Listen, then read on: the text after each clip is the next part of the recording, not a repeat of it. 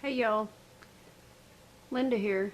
Today I'm going to show you how I organize my seed collection. I was kind of surprised when I realized how many seeds I had. And first I had them organized by type, like all the squash, all the tomatoes, all the peppers, that sort of thing. Well, then I started collecting more seeds. I was gifted seeds. I got seeds in a seed swap.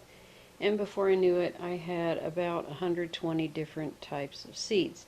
Now I knew that some of these I would want to start indoors, and I knew that some I wanted to plant outside after the frost, or before the frost in the case of things like peas, Brussels sprouts, stuff like that. So I got these storage bags, and I wrote each month on them. And so these are all the seeds that I need to deal with in February. Now some of these I've already planted. Now some of these, most of these actually are seeds that I'm starting inside. There are kohlrabi, spinach, which will go outside. I want to get some of my gourds started early, so I put those in here. And you'll also notice that I wrote here what date, and the I is for indoors. So on February 20th, I'll start these indoors. For my pea seeds, I'll plant those outside February 20th. I have two types of peas. I have pea super sugar snap, snow pea dwarf white sugar. And this is from, these are from Park Seed. I've gotten seeds from them before.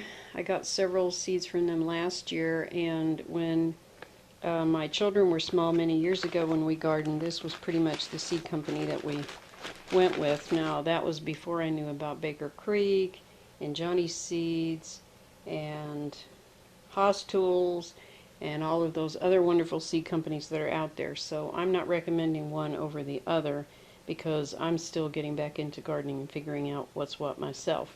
I do have some really awesome shallots here from Haas Tools. Just show you those. Look how pretty. So those are going outside March 15th. The bed for the shallots will be in with the onions and the garlic. So it's going to have a nice little patch of lots and lots of good spicy root vegetables in there. In March, I'll be planting lettuce outside. I do have lettuce started in here that I actually started in January, and my January envelope has gone to the back.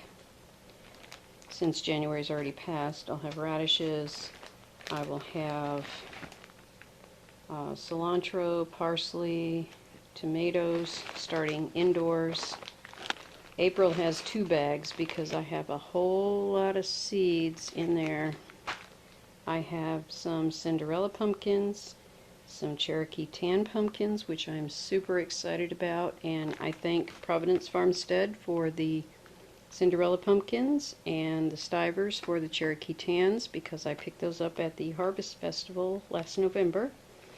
I have all kinds of squash in here that I am going to start indoors, but I may also replant a little later outside just to be sure that I have continuous crop, because squash is my favorite vegetable, as you may have heard me say before. I just love them. I've never met a squash that I didn't like. I also have melons. I have some Tigger melons here from Reimer Seeds. I have maybe Reamer, I'm not sure.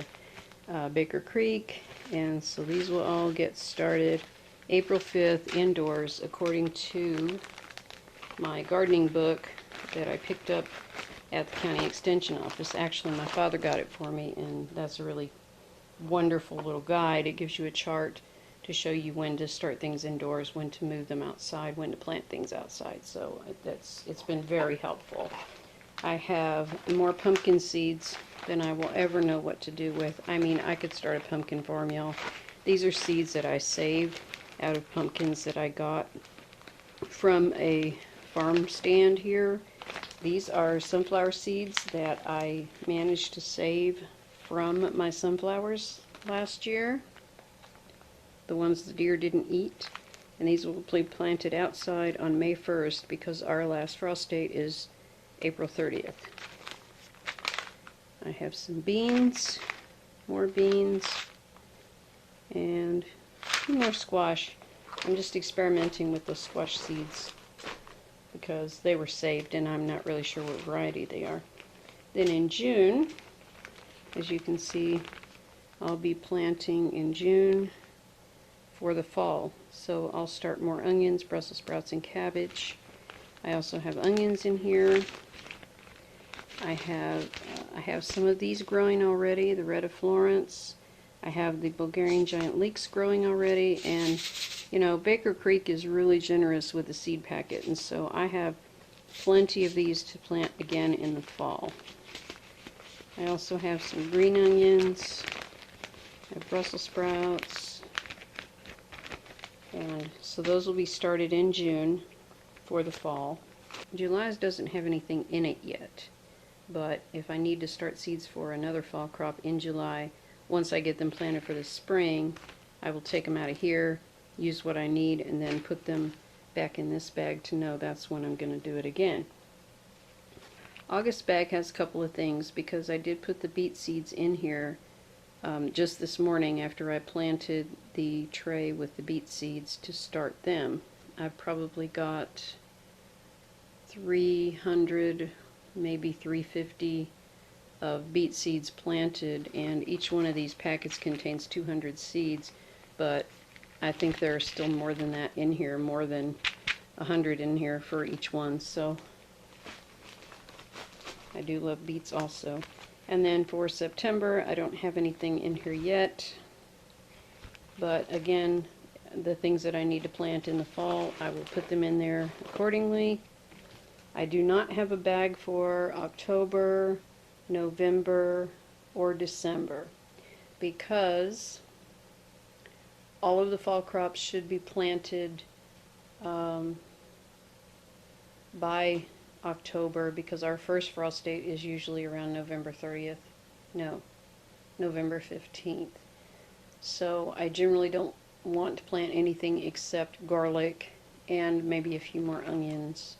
But if I plant them from starts in the summer, I won't need to do that. So I'll make a bag if I need one, but right now I don't anticipate that. Now once these are dealt with, and I don't need these anymore, if I'm not moving them to the back of the box and putting them in a bag for the fall, I will put them in this box. Now this box has, you can see I've noted 2020 planted. That means I've already planted all the seeds from these I'm going to plant.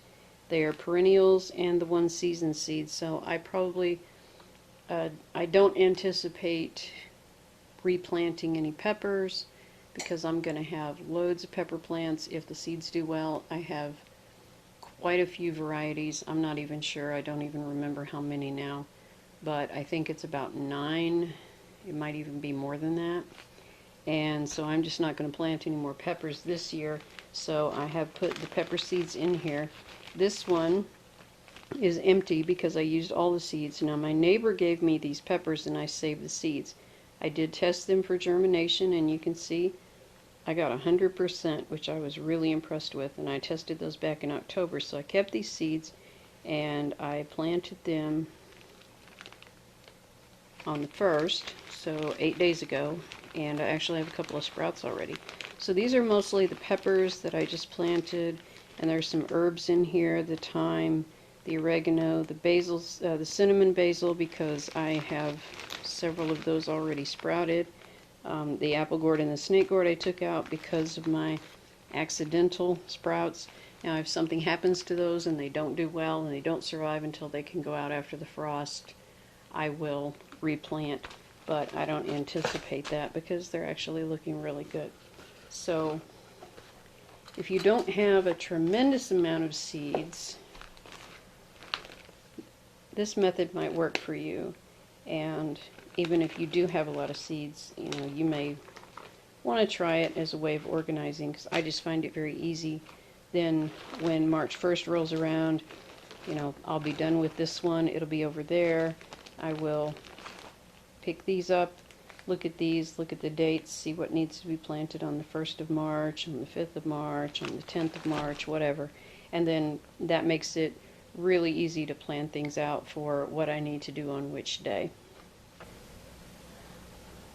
Now, I realize I may actually have too many seeds because, after all, I am on about a 1/4 acre. It's a little quirky. It's a little under, actually. I think it's 0.238, something like that. But, of course, the house is on it. We have a front yard, which is very shaded with trees, and we don't plant anything out there except a few flowers. That's where my coleus and my begonias will go once it gets warm enough for them to be outside. I have a front bed that's going to be a project later on in the spring also. But I'm going to plant as much as I possibly can because I have about half of the place in the back. There is a shed back there and there is a patio, but I'm just going to lay it out as best I can, and I'm going to get in as many seeds as I can so that I can have all the good food. I'm really excited about melons and squash and beans and things that didn't grow for me very well last year. So, come on spring. I know I keep saying that, but man, I can't wait to get out there and get growing. Thanks for watching. Thank you to all who have subscribed so far.